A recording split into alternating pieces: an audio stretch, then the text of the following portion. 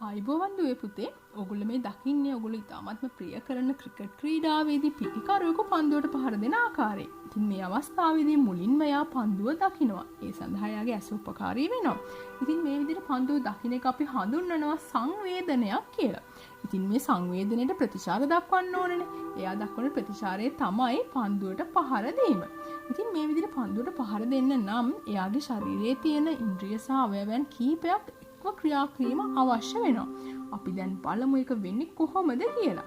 ඉතින් මේ විදිහට එයාගේ පන්දුව ඇසෙන් දැක්කට පස්සේ එයාගේ ඇහැට හැකියාවක් නැහැ මේ පන්දුවක් කියලා හඳුනගන්න. ඉතින් එයාගේ ඇහැට සම්බන්ධ වෙලා තියෙන ස්නායුවක් මගින් මොළයට මේ පිළිබඳව සංඥාවක් අරගෙන යනවා. ඉතින් මොළය හඳුන ගන්නවා මේ පන්දුවක් කියලා. දැන් ඉතින් මේකට ප්‍රතිචාරය දක්වන්න ඕනනේ. ඉතින් ඒ ප්‍රතිචාරය දක්වන ආකාරයත් මොළය විසින්ම තීරණය කරලා ඊට අදාළ ක්‍රියාවන් එයා සිද්ධ කරනවා. ඒකෙදි වෙන්නේ එයාගේ ඇස්, අත්, පාද සහ ගෙල කියන ස්ථානවල තියෙන පේශි එක්ව ක්‍රියා කරන්න ඕනේ කියලා ඒ ක්‍රියා කරන විදිය සම්බන්ධව සංඥාවන් මොළය විසින් නිකුත් කරනවා. ඉතින් මේ විදිහට මේ සියලුම අවයව සහ ඉන්ද්‍රියන් එක්ව ක්‍රියා කිරීම නිසා තමයි මෙයාට පන්දුවට නිසි පරිදි පහර දෙන්න පුළුවන්කම ලැබෙන්නේ. ඉතින් මේ වගේ ක්‍රීඩකයෙක් විතරක් නෙවෙයි බලන්න මේ නර්තන ශිල්පියා. මේ නර්තන ශිල්පියාට බෙර වාදකයාගේ බෙර ශබ්දය නැත්තම් මේ බෙර පදය ඇසෙනවා. ඒ කියන්නේ ඒක සංවේදනයක් වෙනවා. ඉතින් මේ හඬ කියන සංවේදනයට ප්‍රතිචාරයක් විදිහට තමයි එයා නර්තනයේ යෙදෙන්නේ. ඉතින් මේ අවස්ථාවේදී එයාගේ අතපය ඒ වගේම ශරීරයේ තියෙන පේශි එක්ව ක්‍රියා කිරීම සිද්ධ වෙනවා. ඉතින් බලන්නකො මේ රථ වාහනේ පදවන රියදුරා. මෙයාට රථ වාහනේ පදවන්න පුළුවන් වෙලා තියෙන්නේ එයාගේ ඇස් වලින් සහ කන් වලින් ලැබෙන සංවේදනයන් නිසා. ඉතින් මෙන්න මේ විදිහට එකපාරට පොලිස් නිලධාරියෙක් වාහනේ නවත්තන්න කියලා සංඥා කරොත් මෙම රියදුරා මොකද්ද කරන්නේ? ඉතින් මේ රියදුරාගේ ඇස් වලින් මේ සංවේදනය ලබා ගන්නවානේ. ඉතින් මේ ලබා ගන්න සංවේදනයේ ස්නායුවක් මාර්ගෙන් එයාගේ මොළය වෙත යවෙනවා. ඉතින් මොළය තීරණය කරනවා මෙන්න මේ අවස්ථාවේදී වාහනේ නතර කරගන්න ඕනේ කියලා.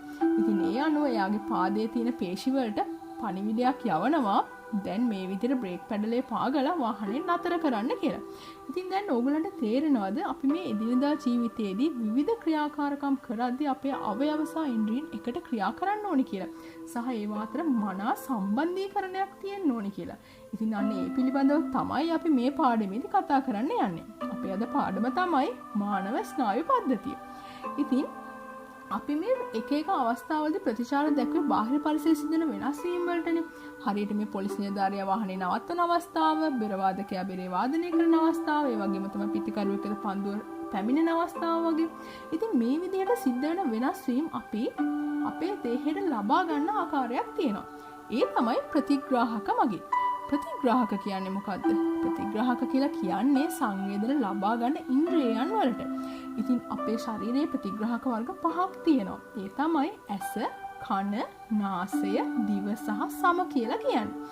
ඉතින් මේ ප්‍රතිග්‍රාහක මගින් පිළිවෙලින් පෙනීම, ඇසීම, ගඳ සුවඳ දැනීම, රස දැනීම හා ස්පර්ශය දැනීම කියන සංවේදනයන් අපේ දේහයට ලබා දෙනවා.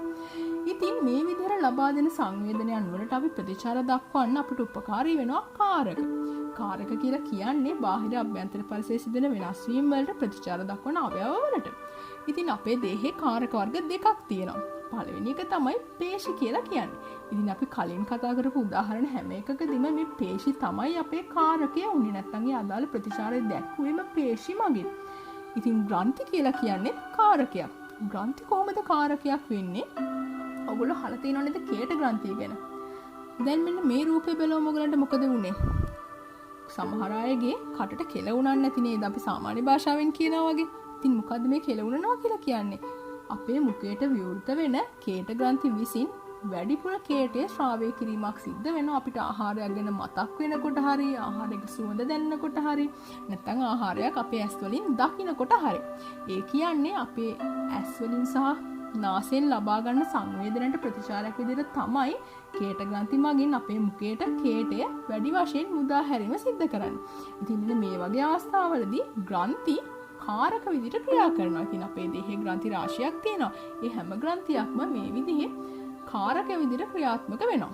ඉතින් ඒ සඳහා හෝමෝනල් ක්‍රියාකාරීත්වයකුත් වැදගත් වෙනවා ඇතැම් අවස්ථාවල. ඉතින් අපි මේ පාඩමේදී කතා කරන්න යන්නේ අපේ මේ ස්නායු පද්ධතිය ආශ්‍රිතව කොහොමද මෙම සමායෝජනය සිද්ධ වෙන්නේ කියලා. ඉතින් මේ ඇස කන නාසය දිව සම කියන ප්‍රතිග්‍රාහකත් පේශි ග්‍රන්ථි කියන කාරකත් අතර ඇතිවන මනා සම්බන්ධීකරණයට තමයි අපි කියන්නේ සමායෝජනය කියලා. ඉතින් මේ සමායෝජනයේ ප්‍රධාන කොටස් දෙකක් තියෙනවා. එකක් තමයි ස්නායුක සමායෝජනය. අනිත් එක තමයි රසායනික සමායෝජනය. ස්නායුක සමායෝජනය කියලා කියන්නේ ඒක නමින්ම කියවෙනවා වගේ ස්නායු වල මැදිහත් වීමෙන් සිද්ධ වෙන සමායෝජනය නැත්නම් සම්බන්ධීකරණය. රසායනික සමායෝජනය එහෙමත් නැත්නම් අස්නායුක සමායෝජනය කියලා කියන්නේ හෝමෝනවල මැදිහත් වීමෙන් සිද්ධ වෙන සමායෝජනයට. අපි මේ පාඩමේදී කතා කරන මම කලිනුත් කිව්වා වගේ ස්නායුක සමායෝජනය ගැන. අපේ ස්නායුක සමායෝජනයට වැදගත් වෙනවා මානව ස්නායු පද්ධතිය. අපේ ස්නායු පද්ධතිය ප්‍රධාන කොටස් දෙකකට බෙදෙනවා. ඒ තමයි මධ්‍ය ස්නායු පද්ධතිය හා පර්යන්ත ස්නායු පද්ධතිය.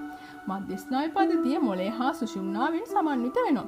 පර්යන්ත ස්නායු පද්ධතිය කපාල ස්නායු හා සුෂුම්නා ස්නායු වලින් සමන්විත වෙනවා. ඉතින් අපේ මොළය මස්තිෂ්කය, අනුමස්තිෂ්කය හා සුෂුම්නා ශීර්ෂිකය කියලා ප්‍රධාන කොටස් තුනකින් සමන්විතයි. අපි මේ හැම කොටසක් ගැනම දැන් වැඩි විස්තර සහිතව සාකච්ඡා කරමු. අපේ මධ්‍ය ස්නායු පද්ධතිය ගැන ගත්තොත් මධ්‍ය ස්නායු පද්ධතිය ආරක්ෂාව ඉතාමත්ම වැදගත්. ඉතින් ඒ සඳහා විවිධ උපක්‍රම අපේ දේහය තුළ සැකසීලා තියෙනවා. පළවෙනි එක තමයි අපේ මධ්‍ය ස්නායු පද්ධතිය වටා අස්ථිමය ව්‍යුහයක් තියෙනවා. ඉතින් අපේ මොළය වටා කපාලයත් සුෂුම්නාව වටා කශේරුවත් පිහිටනවා.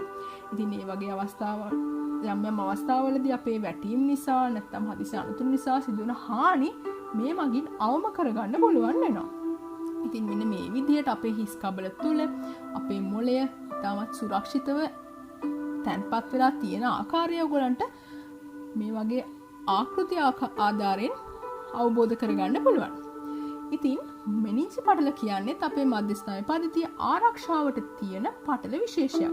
මේ පටල වර්ග තුනක් තියෙනවා. ඒක පිහිටන්නේ මොළය හා සුෂුම්නාව වටේට.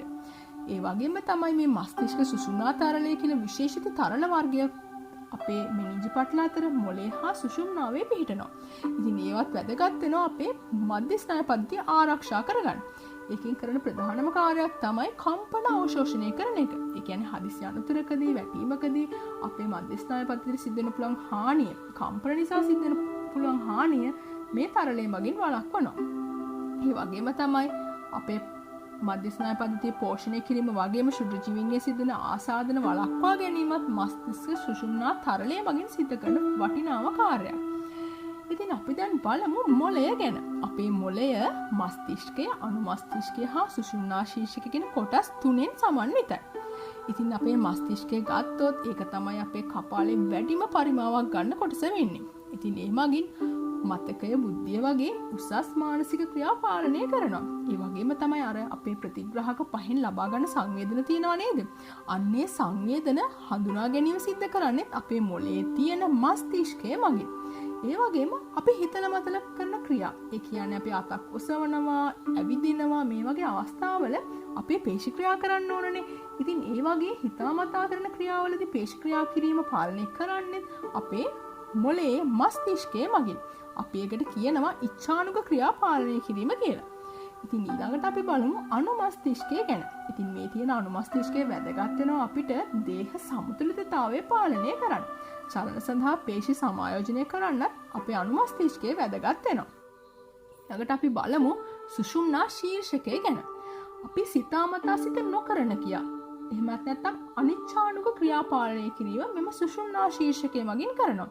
මොනවද මේ සිතාමතා නොකරන ක්‍රියා කියන්නේ? ඒ කියන්නේ අපි හෘද ස්පන්දනය, ශ්වසනය වගේ දේවල් කරන්න හිතාමතා නෙවෙයිනේ. ඉතින් අන්න ඒ වගේ ක්‍රියා පාලනය කරන්නේ අපේ මොළයේ තියෙන සුෂුම්නා ශීර්ෂකය මගින්. ඒ වගේම අපේ සුෂුම්නාව මගින් කරන්නේ අපේ දේහය හා මොළය අතර පණිවිඩ සම්ප්‍රේෂණය කරන එක.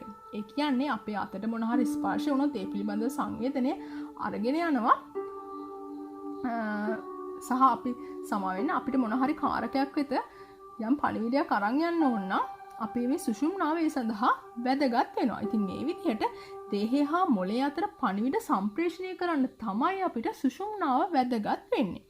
ඒ වගේම තමයි අපි ඊළඟට කතා කරන්න යන්නේ පර්යන්ත ස්නායු පද්ධතිය ගැන.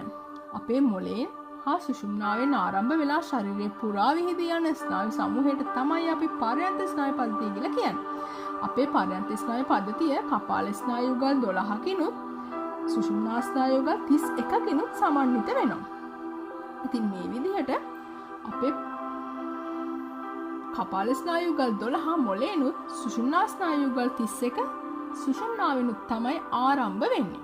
ඉතින් පරයන්ත ස්නායු පද්ධතියේ ප්‍රධාන කාර්යය තමයි ප්‍රතිග්‍රාහක හා මධ්‍ය ස්නායු පද්ධතිය අතර ස්නායු ආවේග සම්ප්‍රේෂණය කිරීමත් මධ්‍ය ස්නායු පද්ධතිය හා කාරක අතර ස්නායු ආවේග සම්ප්‍රේෂණය කිරීම. ඉතින් අපි සරල ආකෘතියක් මගින් මේක බැලුවොත් අපේ බාහිර පරිසරයේ සිද්ධ වෙන වෙනස් වීමක් අපි අපේ ප්‍රතිග්‍රාහක වලින් ලබා ගන්නවා. ඉතින් ඒක ස්නායු ආවේගයක් විදිහට ඊට පස්සේ පරයන්ත ස්නායු පද්ධතිය හරහා මධ්‍ය ස්නායු පද්ධතියට ගමන් කරනවා. හරියට අර ක්‍රිකට් ක්‍රීඩකයා පන්දුව දැකලා ඒ පිළිබඳව සංඥාව යාගේ ඇහි තියෙන ස්නායුව මගින් මොළේ වෙත රැගෙන ගියා වගේ. දැන් මේ මධ්‍ය ස්නායු පද්ධතිය මගින් තීරණය කරනවා මේ සඳහා ගන්න ඕනේ ක්‍රියාමාර්ගය මොකද්ද, මොන වගේ ප්‍රතිචාරයද දක්වන්න ඕනේ කියලා. ඉතින් මෙන්න මේ විදිහට ඒ ක්‍රීඩකයාගේ මේ අවයව සමායෝජනය කරන්න ඕනේ කියන එක තීරණය කරනවා.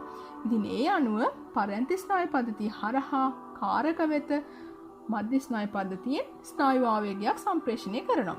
ඉතින් ඒ අනුව තමයි ප්‍රතිචාරය දැක්වීම සිද්ධ වෙන්නේ. ඉතින් මේ විදිහට සිරුරේ ස්නායු ආවේග ගමන් කරනවා කියලා ඔයගොල්ලන්ට දැන් තේරෙනවා ඇතිනේ. ඉතින් මේ විදිහේ ස්නායු ආවේග විවිධ වේග වලින් ගමන් කරනවා. ඒ වගේම තමයි එක එක පුද්ගලයාගේ මේ ස්නායු ආවේග ගමන් කරන වේගත් සමාන වෙන්නේ නැහැ. අපි එක පොඩි පරීක්ෂණයක් කරලා බලමුද? මේ වගේ එක් ශිෂ්‍යයෙක්ට අපි රූලක් අරගෙන ඒක එකපාරට අතාරින්න කියනවා. ඉතින් තවත් ශිෂ්‍යයෙක්ට ඒක අල්ලගන්න කියලා අපි කියනවා. ඉතින් මේ විදිහට යවන රූලේ බිඳුව පොළොව දෙසට ඉන්න විදිහට තමයි අපි මේ පරීක්ෂණය සිද්ධ කරන්නේ. ඉතින් එතකොට එක ශිෂ්‍යයෙක් එක සෙන්ටිමීටර් 12කදීත් තව ශිෂ්‍යයෙක් සෙන්ටිමීටර් 21කදීත් අල්ලගත්තා කියලා හිතන්නකෝ. ඉතින් මේ අවස්ථා දෙක සංසන්දනය කරොත් සෙන්ටිමීටර් 12 වගේ අවස්ථාවකදී නැත්නම් කුඩා පාඨාංකයක් වෙන අවස්ථාවකදී මේ අඩි රූල අල්ලගන්න කෙනා තමයි වැඩිම ස්නායු ආවේග ගමන් කරන වේගයක් ඇති පුද්ගලයා. ඉතින් ඒ කියන්නේ යාට ශ්‍රණික ප්‍රතිචාර දැක්වීමේ හැකියාව තියෙනවා. සෙන්ටිමීටර් 21 කෙනා සෙන්ටිමීටර් 12 කෙනාට වඩා ටිකක් වෙලා අරන් තියෙනවා ප්‍රතිචාරය දක්වන්න. ඉතින් මේක ඔයගලන්ට ගෙදරදිත් කරලා බලන්න පුළුවන්. ඔයගලන්ගේ නංගිලා මල්ලත් එක්ක ඔයගලන් ගෙදර ඉන්න අයත් එක්ක කාගේද ස්නායු ආවේග වැඩිම වේගෙන් ගමන් කරන්න කියලා. ඉතින් මේක මම තවත් ආකාරයකට රූප සටහනකින් දැක්වුවොත් මෙන්න මේ විදිහට මේ රූල අතහැරෙන එක මෙයාගේ ඇසේ සිට ස්නායුවක් හරහා මස්තිෂ්කය වෙත රැගෙන යනවා. ඉතින් මෙන්න මේ විදිහට මස්තිෂ්කය වෙත අරගෙන යන මේ සංඥාව නිසා මොළයේ සිට සංඥාවක් එනවා එයාගේ අතේ තියෙන පේශි වලට. ඉතින් ඒ අනුව තමයි යාට අත ඔසවලා මෙම අඩි රූල අල්ලා ගැනීමේ හැකියාව ලැබුණේ. ඉතින් අපි දැන් අපේ ස්නායු පද්ධතිය හා මේ සමායෝජනය ගැන සාමාන්‍ය අවබෝධයක් ලබා ගත්තා. ඉතින් අපි දැන් බලමු කොහොමද අපේ ස්නායු පද්ධතිය අපි ආරක්ෂා කරගන්නේ කියලා. මොකද ඒකේ ආරක්ෂාව ඉතාමත්ම වැදගත්. මොකද අපේ දේහයේ සිද්ධ වෙන ගොඩක් ක්‍රියාවලි පාලනය කරන්නේ මේ හැම ක්‍රියාවලියම අපේ පාලනය කරන්නේ මධ්‍ය ස්නායු පද්ධතිය මගින්නේ. ඉතින් මේ ස්නායු පද්ධතිය යහපැවැත්ම අපිට ගොඩාක් වැදගත් වෙනවා. පළවෙනිම දේ තමයි අපිට කුඩාවදී ඉඳලම අඛණ්ඩ සමබල පෝෂණයක් ලැබෙන්න ඕනේ. ඒ වගේම තමයි අපේ කුඩා දරුවන් විශේෂයෙන්ම අනතුරු වලින් ආරක්ෂා කරගන්න ඕනේ. මොකද ඒ වගේ අනතුරු නිසා යාගේ සුෂුම්නාවට වගේම කෂේරුවට හානි සිද්ධ වෙන්න පුළුවන්. ඒ වගේම තමයි මේ ගර්භණී සමයේදී මේ කලලේ ස්නායු පද්ධතිය වර්ධනය වීම සිද්ධ වෙන නිසා ඒ ගර්භණී මව නිසි පෝෂණය ලබා ගැනීම ඉතාමත්ම වැදගත් වෙනවා. ඒ වගේම තමයි අපි ක්‍රීඩා කරද්දී විවිධ කටයුතු ක්‍රියාකාරකම් කරද්දී ඒ ක්‍රියාකාරකම් නිවැරදි ඉරියව් පවත්වා ගනිමින් තමයි සිද්ධ කරන්න ඕනේ. උදාහරණයක් විදිහට ගත්තොත් මේ වගේ බරවසන අවස්ථාවක මේ බී රූපේ තියෙන විදිහට අපේ කෂේරුවට නැත්නම් සුෂුම්නාවට වැඩි බරක් නොයදෙන විදිහට තමයි අපි බරවසවන්න ඕනේ. ඒ වගේම තමයි අපි මානසික ආතති තත්ත්වයන් පාලනය කරන්න. මොකද ඒක මොළයේ යහපැවැත්මට සුදුසු දෙයක් නෙවෙයි අපි මානසික ආතතියකින් ඉන්නවා කියලා කියන එක. ඒ වගේම තමයි අපිට බුද්ධිවර්ධක අභ්‍යාසවල නිරත වීම නිසා අපේ මොළය වර්ධනය කරගන්න පුළුවන්. ඒ වගේම අපි අධික ලෙස නිදි මරනවා නම් ඒකත් අපේ මොළයට හානිකර වෙනවා. ඒ නිසා අපි අධික නිදි වැරීමක් නොකළ යුතුයි. ඒ වගේම මෙන්න මේ වගේ හදිසි අනතුරක් නිසා මේ පුද්ගලයාගේ කෂේරුවට සුෂුම්නාවට හානි වෙන්න පුළුවන්. ඒ නිසා මේ වගේ හදිසි අනතුරක් වුණොත් එම පුද්ගලයාව පැතලි මතු පිටක තියලා තමයි ප්‍රතිකාර සඳහා රැගෙන යන්න ඕනේ. එහෙම කිරීමෙන් එයාගේ සුෂුම්නාවට හා කෂේරුවට වෙන හානිය අවම කරගන්න පුළුවන්. ඉතින් මේ විදිහේ යහපත් ක්‍රියාකාරකම් පවත්වා ගැනීම මගින් අපේ ස්නායු පද්ධතියේ යහපැවැත්ම අපි පවත්වා ගන්න ඕනේ. ඉතින් ඊළඟ පාඩමෙන් අපි නැවත හමු වෙමු. ආයුබෝවන්.